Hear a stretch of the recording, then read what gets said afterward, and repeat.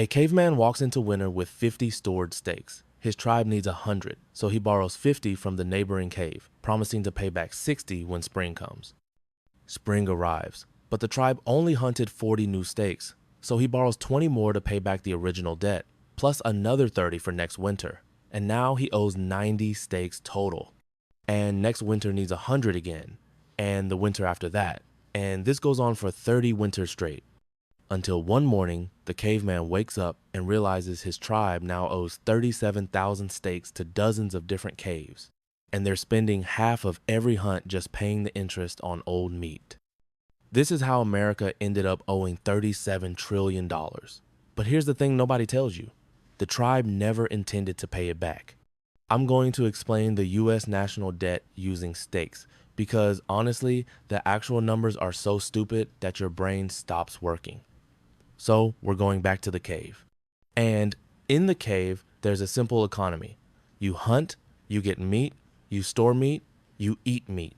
When you run out, you either hunt more or you freeze. There's no Uber Eats for mammoth ribs. Now here's the system. Every year, the tribe collects meat from the hunters. This is taxes. Let's say the tribe collects 1,000 stakes. Those stakes are supposed to pay for everything the tribe needs.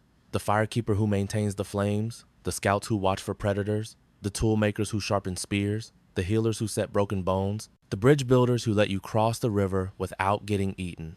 All of that costs meat. But here's what actually happens. The tribe needs 1,000 stakes, but the chief decides he wants to build a bigger cave, hire more firekeepers, and give free meat to the elderly hunters who can't hunt anymore. Suddenly, the tribe needs 1,400 stakes, but they only collected 1,000. So what does the chief do? He borrows 400 stakes. And who lends him meat? 3 groups. First, other cavemen in the same tribe. These are the guys with extra stakes stored up. They lend to the chief because he gives them an IOU that says, I'll pay you back your 400 stakes plus 50 extra stakes in 5 winters. That extra 50 stakes is called interest. And the IOU is called a treasury bond. These cavemen like this deal because 50 stakes for doing nothing sounds great. Second, neighboring tribes. There's a massive tribe to the east. Let's call them the Panda Cave. They have thousands of extra stakes. They lend stakes to our tribe because historically, our tribe always pays back. We're seen as stable. We have good land, strong hunters, reliable fires. So Panda Cave hands over stakes and gets IOUs. At one point, Panda Cave held IOUs for over 1 trillion stakes. That's real. In 2013, China held $1.3 trillion in US Treasury bonds. Third, and this is where it gets weird, the tribe has a shaman. And the shaman has a special power. He can create meat promises out of thin air. Not real meat, meat promises. When the chief needs to borrow stakes but nobody wants to lend anymore, the shaman steps in and says, I'll buy your IOUs. And he pays for them by creating new promises that somehow count as real stakes in the tribe's ledger. This is the Federal Reserve buying bonds through quantitative easing. It's not printing money exactly, but it's creating liquidity that didn't exist before. And it makes borrowing easier and cheaper for the chief. So now the tribe owes a giant pile of stakes. But here's the problem. Every winter, the tribe still needs more stakes than it collects. So the chief keeps borrowing, and every time he borrows, he promises to pay interest. And that interest is paid with new borrowed stakes. You see the loop? Let me show you how this escalates. Winter 1. The tribe needs 1,400 stakes, collects 1,000, borrows 400. Now they owe 400 stakes plus 20 stakes in interest next year. Total debt is 420 stakes. Winter 2.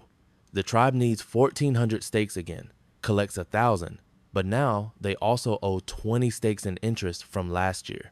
So they need to borrow 420 stakes. Now they owe 840 stakes, plus 42 stakes in interest for next year. Winter 3, same thing. Borrow more to cover the gap plus the interest. Now they owe 1,260 stakes, plus 63 in interest. And this compounds. Every year, the pile grows. Not just because of new borrowing, but because the interest on the old debt keeps adding up. After 10 winters, the tribe owes 6,000 stakes. After 20 winters, it's 18,000. After 30 winters, which is roughly where America is now if you start counting seriously from the 90s, you're looking at a pile so big that it stops feeling real. Today, the US national debt is $37 trillion. Let me put that in stakes. If each treasury bond was worth one stake, you'd need 37 trillion stakes. That's more than 1,000 stakes for every person on Earth. That's more stakes than there are stars in some galaxies, depending on how you count. It's a number so huge that even writing it out feels absurd. But you might be thinking, okay, but debt isn't always bad, right? Sometimes you borrow to build something valuable. And you're correct. If the tribe borrows 400 stakes to build a bridge, and that bridge lets hunters cross the river safely and catch twice as many animals, then the tribe's future income goes up. The debt pays for itself. That's productive debt. But here's what actually happens. The tribe borrows 400 stakes, spends 100 on the bridge, 100 on a feast for the chief's friends, 50 on a ceremonial statue, 50 on a war with a neighboring tribe that accomplishes nothing, and 100 on promising free meat to hunters who vote for the chief in the next tribal council. Only a fraction of the borrowed stakes go toward things that increase future hunting capacity. The rest is consumption, politics, and waste. So the debt grows, and the tribe's ability to pay it back doesn't. You'd think at some point the lenders would notice and stop lending, but they don't. Because the tribe has one massive advantage. The stakes they owe aren't denominated in actual stakes. They're denominated in tribe credits, a symbolic unit that the tribe itself controls. And if the debt gets too heavy, the tribe can just declare that each tribe credit is now worth slightly less meat than before. This is inflation. The tribe prints more credits, which makes each existing credit worth less, which means the debt shrinks in real terms. Let me show you the real numbers. In 2024, the US federal government collected about $4.9 trillion in revenue. It spent about $6.8 trillion. That's a deficit of $1.9 trillion in 1 year. Just to pay the interest on the existing debt, the government spent around $660 billion. That's more than the defense budget in some years. That's meat going out the door just to service old IOUs, not to build anything new, not to pay down the principal, just interest. And the interest rate matters.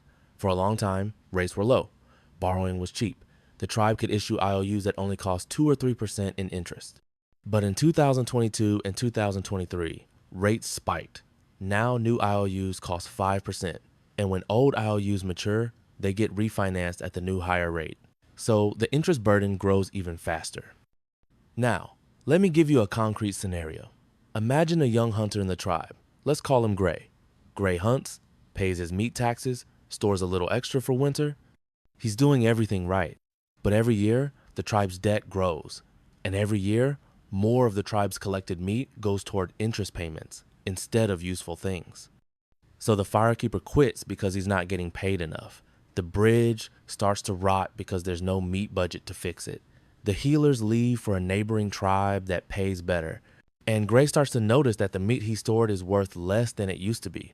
A steak that could buy a spear 2 winters ago now buys half a spear because the shaman created so many new meat promises that the value of each one dropped.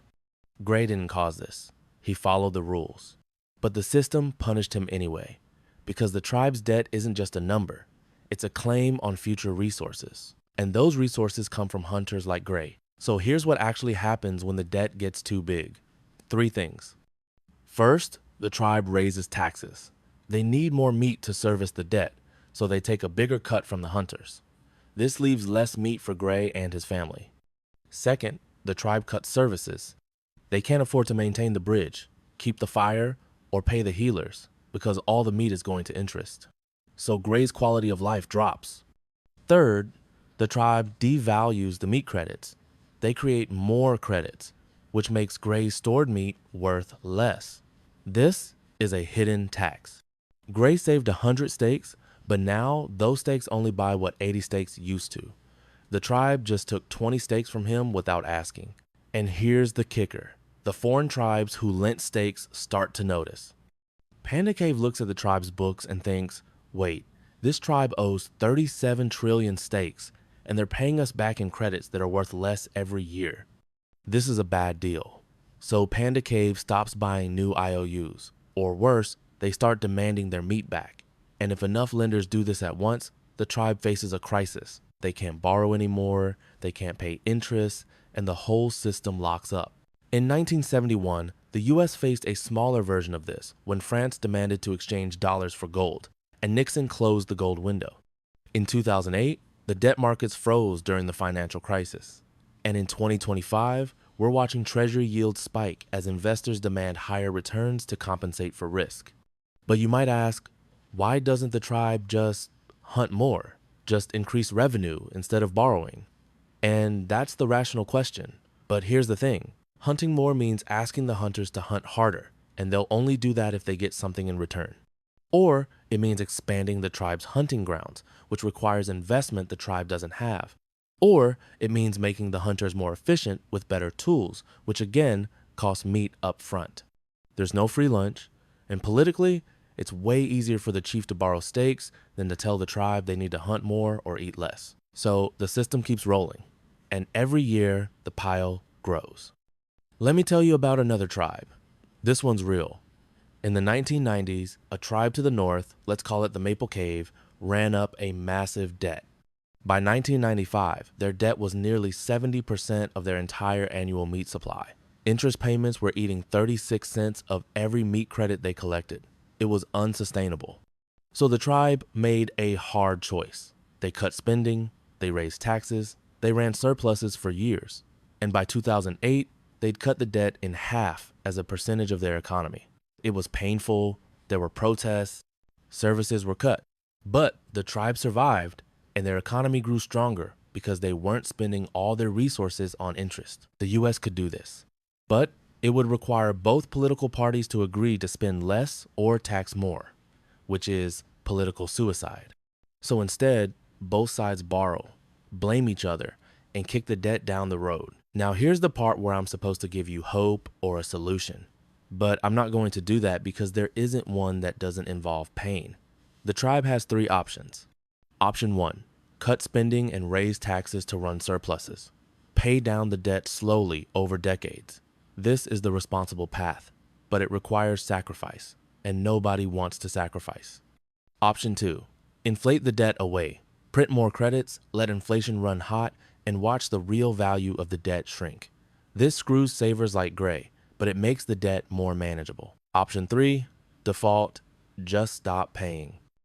Tell the lenders, sorry, we're not giving you your stakes back. This destroys trust, collapses the tribe's credit, and likely triggers a depression. But historically, it's how many tribes have dealt with unpayable debts. The US will probably choose option 2, inflate slowly, keep borrowing, hope growth catches up, and maybe it will. Maybe the tribe invents a new hunting tool that doubles productivity, and suddenly the debt becomes manageable. But that's a bet, not a plan. So what does this mean for you? 3 things. 1, don't store your wealth in meat credits.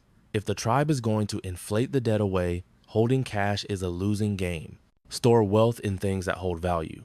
Land, tools, skills, assets that can't be printed. 2, expect lower services and higher taxes. The tribe is going to squeeze hunters like you to service the debt.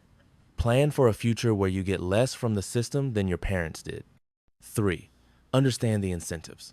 The politicians borrowing today won't be around in 30 winters when the bill comes due.